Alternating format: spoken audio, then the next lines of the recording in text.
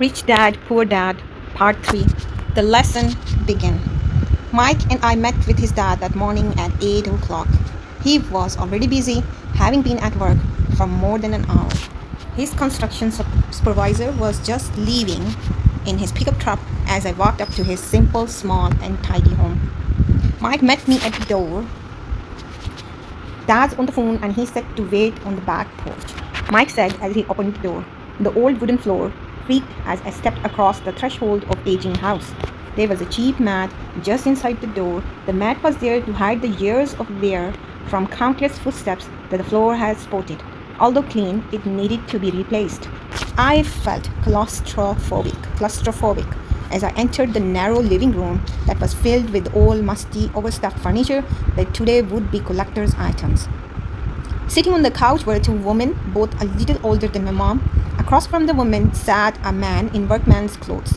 He wore hockey slacks and a hockey shirt, neatly pressed but without starch, and polished work boots. He was about 10 years older than my dad. They smiled as Mike and I walked past them towards the back porch. I smiled back shyly. "Who are these people?" I asked. "Oh, they work for my dad. The older man runs his warehouses, and the women are the managers of the restaurants. And as you arrived, you saw the construction supervisor who is working on a road project about 50 miles from here. His other supervisor, who is building a track of houses, left before you got here." "Does this go on all the time?" I asked. "Not always, but quite often," said Mike, smiling as he pulled up a chair to sit down next to me. I asked my dad if he would teach us to make money. Mike said, "Oh yes." "And what did he say to that?" I asked with cautious curiosity. "Well, he had a funny look on his face at first, and then he said he would make us an offer." "Oh," I said, rocking my chair back against the wall. I sat there, perched on two rear legs of the chair. Mike did the same thing. "Do you know what the offer is?" I asked. "No, but we'll soon find out." Suddenly, Mike's dad burst into the rickety screen door and onto the porch. Mike and I jumped to our feet, not out of respect, but because we were startled. "Ready, boys?" he asked as he pulled up a chair to sit down with us. We nodded our heads as we pulled our chairs away from the wall to sit in front of him. He was a big man, about 6 feet tall and 200 pounds. My dad was taller, about the same weight, and 5 years older than Mike's dad. They sort of looked alike, though not of the same ethnic makeup. Maybe their energy was similar. "Mike says you want to learn to make money. Is that correct, Robert?" I nodded my head quickly, but with a little trepidation. He had a lot of power behind his words and smiled. "Okay, here is my offer. I will teach you, but I won't do it classroom style. You work for me. I will teach you. You don't work for me. I won't teach you.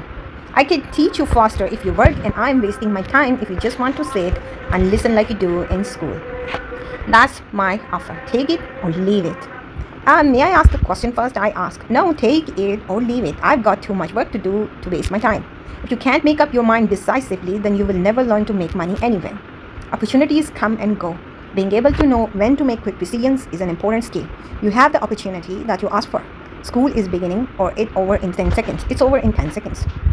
Mike's dad said with a teasing smile. "Take it," I said. "Take it," said Mike. "Good," said Mike's dad. "Mrs. Martin will be in 10 minutes. After I'm through with her, you will ride with her to the superate,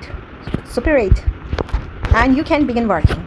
I will pay you 10 cents an hour, and you will work 3 hours every Saturday. But I have a softball game today," I said. Mike's dad lowered his voice to a stern tone. "Take it or leave it," he said. "I will take it," I replied, choosing to work and learn instead of playing. 30 cents later. By 9 a.m. that day, Mike and I were working for Mrs. Martin. She was a kind and patient woman. She always said that Mike and I reminded her of her 2 grown sons. Although kind, she believed in hard work and kept us moving. We spent 3 hours taking canned goods off the shelves, brushing each can with a feather duster to get the dust off, and then restacked them neatly. It was excruciatingly boring work. Mike's dad, whom I call my rich dad, owned 9 of these little spreaties, each with a large parking lot. They were the early versions of the 7-Eleven convenience stores, little neighborhood grocery stores where people bought items such as milk, bread, butter, and cigarettes. The problem was that this was Hawaii before air conditioning was widely used, and the stores could not close their doors because of the heat. On 2 sides of the store, the doors had to be wide open to the road and parking lot. Every time a car drove by or pulled into the parking lot, dust would swirl and settle in the store. We knew we had a job as long as there was no air conditioning. For 3 weeks, Mike and I reported to Mrs. Martin and worked our 3 hours. By noon, our work was over, and she dropped 3 little dimes in each of our hands. Now, even at the age of 9 in the mid 1950s, 30 cents was not too exciting. Comic books cost 10 cents back then, so I usually spent my money on comic books and went home. By Wednesday of the fourth week, I was ready to quit. I had agreed to work only because I wanted to learn to make money from Mike's dad, and now I was a slave for 10 cents an hour. On top of that, I had not seen Mike's dad since that first Saturday. I am quitting, I told Mike at lunchtime. School was boring, and now I did not even have my Saturdays to look forward to. But it was the 30 cents that really got to me. This time Mike smiled. What are you laughing at? I asked with anger and frustration. Dad said this would happen. He said to meet with him when you were ready to quit. What? I said indignantly. He's been waiting for me to get fed up? Sort of, Mike said. Dad's kind of different. He doesn't teach like your dad. Your mom and dad lecture a lot. My dad is quiet and a man of few words. You just wait till this Saturday. I will tell him you are ready. You mean I've been set up? No, not really, but maybe. Dad will explain on Saturday. Waiting in line on Saturday, I was ready to face Mike's dad. Even my real dad was angry with him. My real dad, the one I called the poor one, thought that my rich dad was violating child labor laws and should be investigated. My educated poor dad told me to demand what I deserve, at least 25 cents an hour. My poor dad told me that if I did not get a raise, I was to quit immediately. You don't need that damn job anyway, said my poor dad with indignation. At 8 o'clock Saturday morning, I walked through the door of Mike's house when Mike's dad opened it. Take a seat and wait in line, he said as I entered. He turned and disappeared into his little office next to a bedroom. I looked around the room and didn't see Mike's anywhere. Feeling awkward, I cautiously sat down next to the same two women who were there 4 weeks earlier. They smiled and slid down the couch to make room for me. 45 minutes went by and I was steaming. The two women had met with him and left 30 minutes earlier. An old gentleman was in there for 20 minutes and was also gone. The house was empty, and here I sat in a musty, dark living room on a beautiful, sunny Hawaiian day, waiting to talk to a cheapskate who exploited children. I could hear him rustling around the office, talking on the phone and ignoring me. I was ready to walk out, but for some reason I stayed. Finally, 15 minutes later, at exactly 9 o'clock, Rich Dad walked out of his office, said nothing, and signaled with his hand for me to enter. I understand you want a raise or you are going to quit, Rich Dad said as he swiveled in his office chair. Well, you are not keeping your end of the bargain, I blurted out, nearly in tears. It was really frightening for me to confront a grown-up. You said that you would teach me if I worked for you. Well, I worked for you. I have worked hard. I have given up my baseball games to work for you, but you haven't kept your word, and you haven't taught me anything. You are a crook like everyone in town thinks you are. You're greedy. You want all the money and don't take care of your employees. You made me wait and don't show me any respect. I'm only a little boy, but I deserve to be treated better. Rich Dad rocked back in his swivel chair, hands up to his chin, and stared at me. Not bad, he said. In less than a month, you sound like most of my employees. What? I asked, not understanding what he was saying. I continued with my grievance. I thought you were going to keep your end of the bargain and teach me. Instead, you want to torture me. That's cruel. That's really cruel. I'm teaching you, Rich Dad said quietly. What have you taught me? Nothing, I said angrily. You haven't even talked to me once since I agreed to work for peanuts, 10 cents an hour. I should notify the government about you. We have child labor laws, you know. My dad works for the government, you know. Whoa, said Rich Dad. Now you sound just like most of the people who used to work for me. People I've either fired or who have quit. So what do you have to say? I demanded, feeling pretty brave for a little kid. You lied to me. I have worked for you and you have not kept your word. You haven't taught me anything. How do you know that I have not taught you anything? Asked Rich Dad calmly. Well, you have never talked to me. I have worked for 3 weeks and you haven't taught me anything, I said with a pout. Does teaching mean talking or a lecture? Rich Dad asked. Well, yes, I replied. That's how they teach you in school, he said, smiling. But that is not how life teaches you. And I would say that life is the best teacher of all. Most of the time, life does not talk to you. It just sort of pushes you around. Each push is life saying, wake up, there is something I want you to learn. What is this man talking about? I asked myself silently. Life pushing me around was life talking to me. Now I knew I had to quit my job. I was talking to someone who needed to be locked up. If you learn life's lessons, you will do well. If not, life will just continue to push you around. People do two things. Some just let life push them around. Others get angry and push back, but they push back against their boss or their job or their husband or wife. They do not know it's life that's pushing. I had no idea what we he was talking about. Life pushes all of us around. Some people give up and others fight. A few learn the lesson and move on. They welcome life pushing them around. To these few people, it means they need and want to learn something. They learn and move on. Most quit, and a few like you fight. Rich Dad stood and shut the creaky old wooden window that needed repair. If you learn this lesson, you will grow into a wise, wealthy, and happy young man. If you don't, you will spend your life blaming a job, low pay, or your boss for your problems. You will live life always hoping for that big break that will solve all your money problems. Rich Dad looked over at me to see if I was still listening.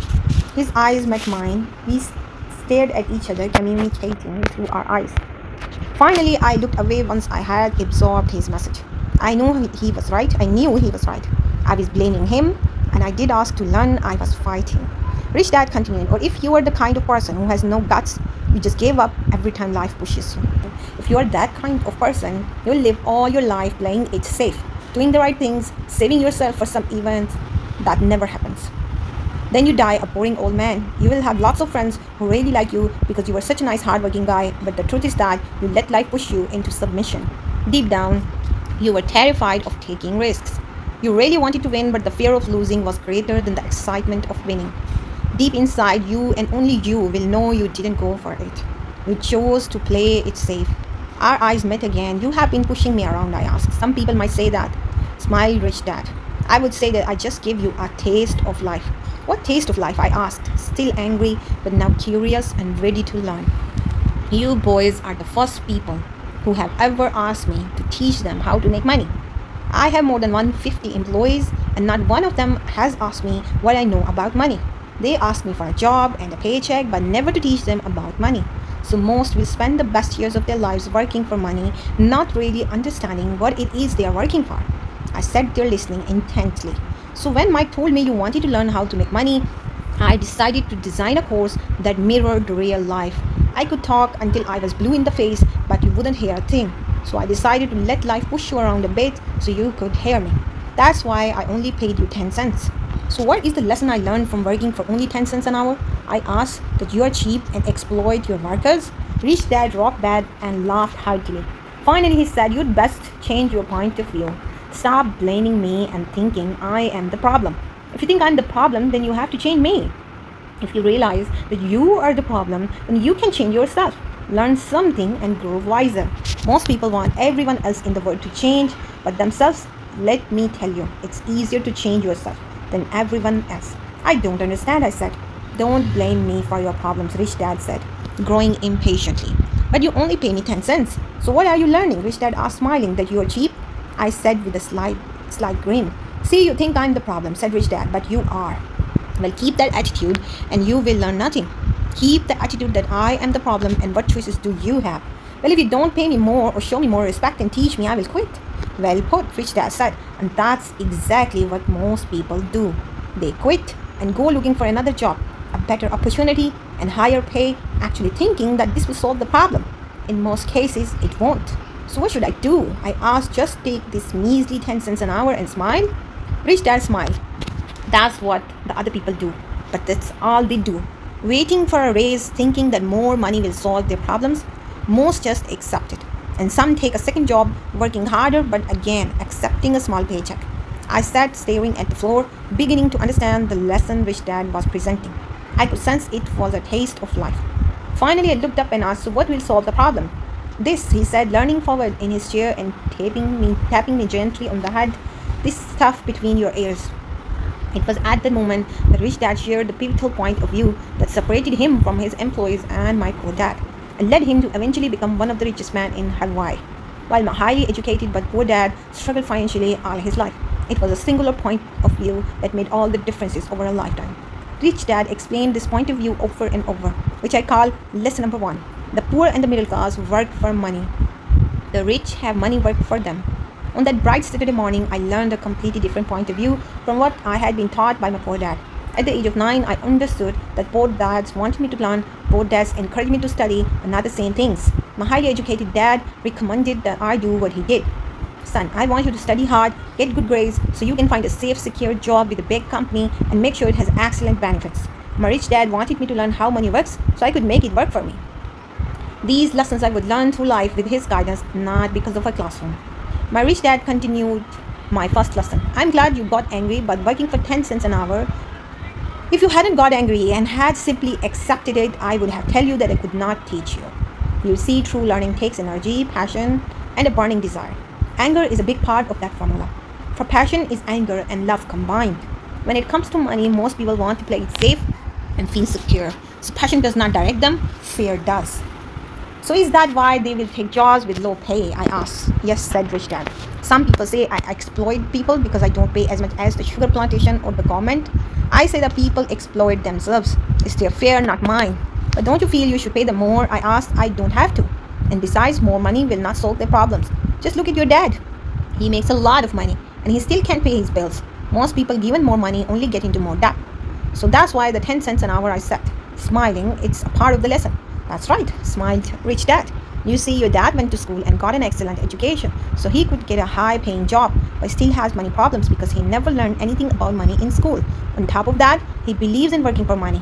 And you don't, I asked. No, not really, said rich dad.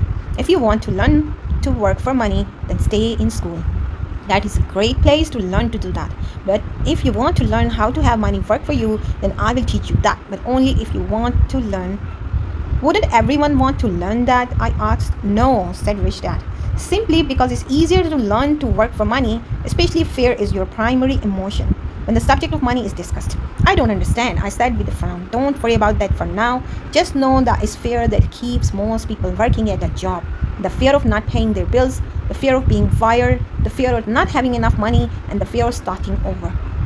That's the price of studying to learn a profession or trade and then working for money. Most people become a slave to money and then get angry at their boss. Learning to have money work for you is a completely different course of study. I asked. Absolutely, rich dad answered. Absolutely. We sat in silence on that beautiful Hawaiian Saturday morning. My friends had just started their little league baseball game, but for some reason I was now thankful I had decided to work for 10 cents an hour. I sensed that I was about to learn something my friends wouldn't learn in school. Ready to learn? Asked rich dad. Absolutely, I said with a grin. I have kept my promise. I've been teaching you from afar, my rich dad said. At 9 years old, you have got a taste of what it feels like to work for money. Just multiply your last month by 50 years and you will have an idea of what most people spend their life doing. I don't understand, I said. How did you feel waiting in line to see me? Once to get hired and once to ask for more money. Terrible, I said. If you choose to work for money, that is what life will be like, said rich dad. And how did you feel when Mrs. Martin dropped 3 dimes in your hand for 3 hours of work? I felt like it wasn't enough. It seemed like nothing. I was disappointed, I said. And that is how most employees feel when they look at their paychecks, especially after all the tax and other deductions are taken out. At least you got 100%. You mean most workers don't get paid everything? I asked with amazement. Heavens no, said rich dad. The government always takes its share first. How do they do that? I asked. Taxes, said rich dad. You're taxed when you earn, you're taxed when you spend, you're taxed when you save, and you're taxed when you die. Why do people let the government do that to them? The rich don't, said rich dad with a smile. The poor and the middle class too. I will bet you that I earn more than your dad, yet he pays more in taxes. How can that be? I asked. At my age, that made no sense to me. Why would someone let the government do that to them? Rich dad rocked slowly and silent in his chair, just looking at me, ready to learn, he asked. I nodded my head slowly. As I said, there is a lot to learn. Learning how to have money work for you is a lifetime study. Most people go to college for 4 years and their education ends. I already know that my study of money will continue over my lifetime, simply because the more I find out, I need to know. Most people never study the subject. They go to work, get their paycheck, balance their checkbooks, and that's it. Then they wonder why they have money problems. They think that more money will solve the problem and don't realize that it's neither lack of financial education that is the problem. So my dad has tax problems because he doesn't understand money. I asked confused. Look, said rich dad, taxes are just one small section on learning how to have money work for you. Today I just wanted to find out if you still have the passion to learn about money. Most people don't. They want to go to school, learn a profession, have fun at their work, and earn lots of money. One day they wake up with big money problems and then they can't stop working. That's the price of only knowing how to work for money instead of studying how to have money work for you. So do you still have the passion to learn? Asked rich dad. I nodded my head. Good, said rich dad. Now get back to work. This time I'll pay you nothing. What? I asked in amazement. You heard me? Nothing. You will work the same 3 hours every Saturday, but this time you will not be paid 10 cents per hour. You said you wanted to learn to not work for money, so I'm not going to pay you anything. I couldn't believe what I was hearing. I already had this conversation with Mike, and he's already working, dusting and stacking canned goods for free. You would better hurry and get back to. That's not fair, I shouted. You've got to pay something. You said you wanted to learn.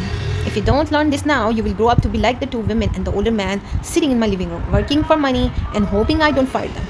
Or like your dad, earning lots of money only to be in debt up to his eyeballs, hoping more money will solve the problem. If that's what you want, I will go back to our original deal of 10 cents an hour. Or you can do what most adults do, complain that there is not enough pay, quit and go looking for another job. But what do I do? I asked. Rich Dad tapped me on the head. Use this, he said. If you use it well, you will soon thank me for giving you an opportunity and you will grow into a rich man.